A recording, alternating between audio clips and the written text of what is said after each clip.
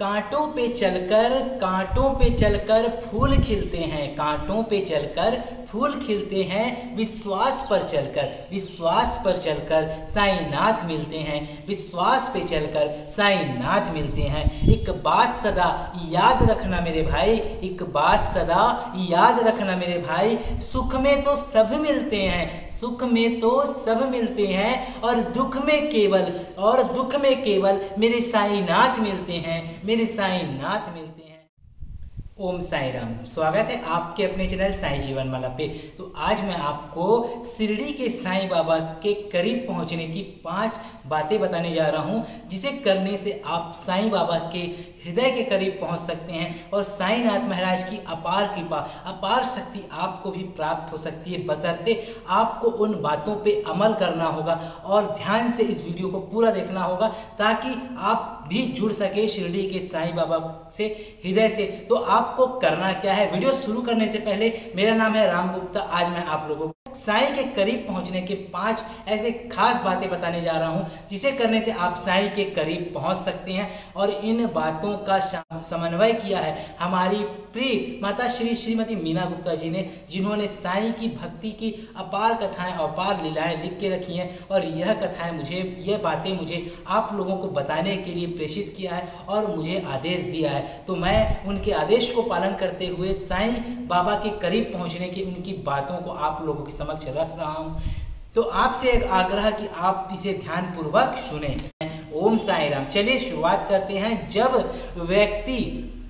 व्यक्ति स्वयं अपने जीवन का मोल नहीं समझता, जब व्यक्ति स्वयं अपने जीवन का मोल नहीं समझता, उसको बनाए रखने का प्रयास नहीं करता, इसलिए हमारे जीवन में बहुत सी समस्या आती है और हम घबरा कर बैठ जाते हैं, जीवन से निराश हो जाते हैं। उस वक्त हमें भगवान की याद आती है और उस वक्त हमें साईनाथ की आती है। कहते हैं ना कि दुख में सुमिरन सब करें, दुख में सुमिरन सब करे, सुख में करे न कोई, दुख में सुमिरन सब करें, सुख में करे न कोई, जो सुख में सुमिरन करे, जो सुख में सुमिरन करे, दुख काहे को होए, दुख काहे को होए। आइए मेरे प्यारे भक्तों, जानते हैं आज हम आपको जीवन की ऐसी सच्चाई बता रहे हैं जिसे आप जीवन में उतारें और ऐसा कार्य करें जो हमारे साईं बाबा को प्रिय है। जो यह कार्य करेगा वह ही शीघ्र ही साईं बाबा के करीब पहुंच जाएगा। यदि आप साईं के करीब जाना चाहते हैं तो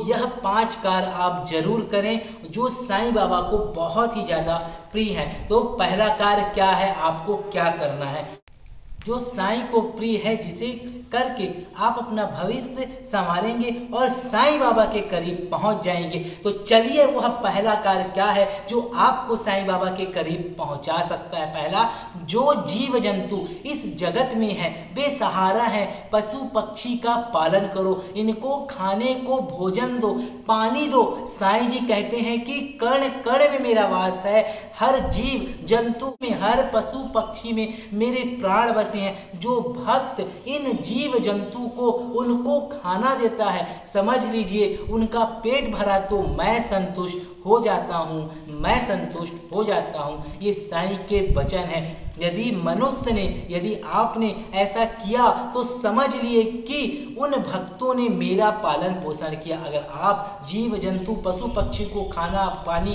देते हैं तो आप साईं के कृपा के पात्र हैं और बाबा का पेट भरने में आप भी एक अहम भूमिका निभाते हैं। तो आप ऐसा करते हैं तो आप अपना जीवन सफल करें, ताकि साईं की कृपा भी आप पा सके। साईं सबका है, साईं सबका है, सब साईं के है। दूसरा कार्य आपको क्या करना है, कभी भी जीवन में अपनी खुशी के लिए किसी और की खुशी, किसी और को दुख मत दें। कभी भी जीवन में अपनी खुशी के लिए किसी को दुख मत देना। दूसरों की खुशी के लिए जो जीता है वही सच्ची जिंदगी पाता है और वही खुश रहता है। जो बेसहारा है उसका सहारा बनिए। यदि हमारी वजह से किसी की जिंदगी में खुशी आती है तो हमारे साईं हमें उससे ज्यादा खुशी देते हैं और मांगने से पहले हमारी मुरादें पूरी हो जाएंगी। साईं सदा खुद दुख सहकर भक्तों को सुख देते हैं। ऐसे निराले थे मेरे शिरडी के साईं बाबा। तो आपसे मैं यही कहना चाहूँगा, कभी अपने कारण किसी को दुख मत देना, किसी की खुशियों पे नज़र मत लगाना, क्योंकि आप भी वो खुशी हासिल कर सकते हो। किसी को देख के जलना मत। अगर ये मोबाइल मैंने लिया है, ये मोबाइल मैंने खरीदा है, तो आप भी इतने सक्षम बनिए कि आप भी ऐसा मोबाइल खरीद सकते हैं। ईमानदारी से मेहनत कीजिए, इसे चुराने का प्रयास ना करें, किसी का नुकसान करने का प्रयास ना करें और किसी को हानि पहुंचाने का प्रयास ना करें, क्योंकि सबका हिसाब यही होना है, सब चीज़ यही रह जाएगा, कुछ नहीं साथ में जाएगा। तो चलिए अगली बात, तीसरा कार्य आपको क्या करना है जो हम आपको बता देते हैं कि साईं जी कहते हैं यदि कोई भक्त असहाय गरीब है तो उसे सदा पैसा, अन्न, राशन देकर उसकी मदद करना, उसकी आर्थिक स्थिति ठीक करना, कुछ सामान और मदद के लिए पैसा देना। यदि आपने ऐसा किया तो मैं समझूंगा कि भक्त ने मेरी झोली में पैसा डाल दिया है। जो बेसहारों की मदद करेगा, ऐसे भक्त को मैं देखता हूँ, उस भक्त को मैं पूर्ण ध्यान रखता हूँ और उसे सदा भरपूर सहायता देकर धन धान से परिपूर्ण कर दूंगा।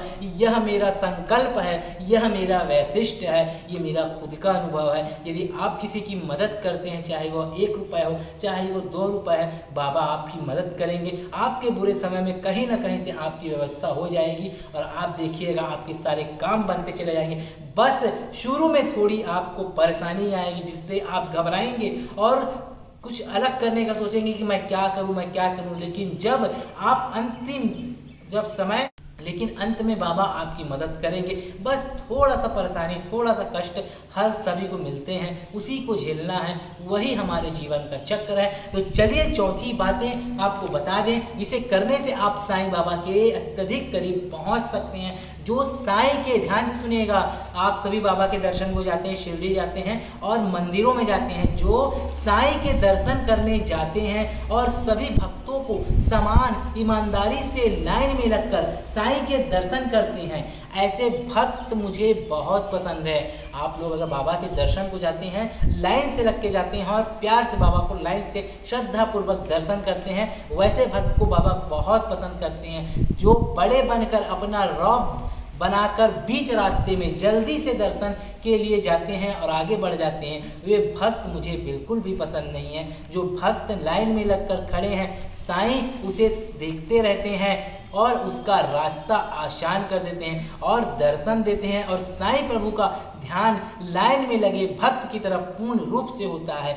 देखते हैं भक्त के हर भाव को, उससे ऐसे दयालु भक्त पर साईं दया करते हैं। जो सही तरह से साईं के दर्शन को जाते हैं, ऐसे दयालु भक्त पर साईं दया करते हैं। तो अगर आप शिरडी जाते हैं या कहीं भी मंदिर पे जाते हैं तो कृपया लाइन से लग के दर्शन कीजिए, व्यवस्था को तोड़े ना, क्योंकि अगर आप धीरे धीरे जाएंगे, व्यवस्था को तोड़े ना, अगर आप धीरे धीरे जाएंगे तो आपकी नज़र भगवान साईं से टकराएगी और साईं की नज़र जब आपसे टकराएगी तो आपके अंतर मन से स्वयं निकल पड़ेगा प्रतिध्वनि अनंत कोटि ब्रह्मांड नायक राजाधिराज योगी राज परम ब्रह्म श्री सच्चिदानंद सद्गुरु साईनाथ महाराज की जय। होता है ना ऐसा आप लोगों के साथ ही, आप शिरडी जाते हैं, जब शिरडी की सीढ़ी के ऊपर चढ़कर जब जैसे ही साईं के प्रथम मुख दर्शन होते हैं, अंतर मन से पूरा रोम रोम खड़ा हो जाता है और दिल से निकल पड़ता है कि मेरे साईनाथ महाराज की जय, जो आपको बहुत ही करीब साईं बाबा के ले जाता है। तो चलिए आखिरी 5वीं बातें आपको बता देता हूं जो साईं के आपको अत्यधिक करीब ले जाएगी। साईं जी कहते हैं जो लोग मेरे दरबार में रोशनी करने का सोचते हैं, मेरे साईं को खुश कर दिया, मैं तो यह कर दिया वह कर दिया, अपने भक्त की आस्था होती है साईं के प्रति। अगर आपकी पूर्ण भावना है तो आपको साईं प्रसन्न। साईं जी कहते हैं जो लोग मेरे दरबार में रोशनी का सोचते हैं, मैंने साईं को खुश कर दिया, यह तो अपने ही भक्त की आस्था होती है। साईं के प्रति सच्चा भाव रखना, पर ऐसा नहीं कि साईं प्रसन्न नहीं होते, और साईं जी तो भाव के भूखे हैं, भक्त के हर अदा से प्रसन्न होते हैं। पर साईं जी भी यह भी कहते हैं कि मेरे दर पर भी रोशनी करने पर कुछ नहीं होगा। यदि तुम किसी गरीब की जिंदगी में रोशनी करते हो तो तुम मेरे खास भक्त हो जाओगे। कोई गरीब मजदूर की जिंदगी में रोशनी, कोई गरीब मजदूर की जिंदगी में रोशनी फैलाओ, यही मेरा आदेश है, ताकि उनकी दुआ पाकर आपका मनुष्य जन्म धन्य हो जाए और आप आगे बढ़ते रहें। साईं जी की सदा कृपा पाकर भक्तों की सहायता के लिए सदा तत्पर रहें और बाबा का आशीष पाइए और बाबा की कृपा पाइए। अगर आप सभी यह 5 कार्य को सच्चे हृदय, सच्ची अंतरा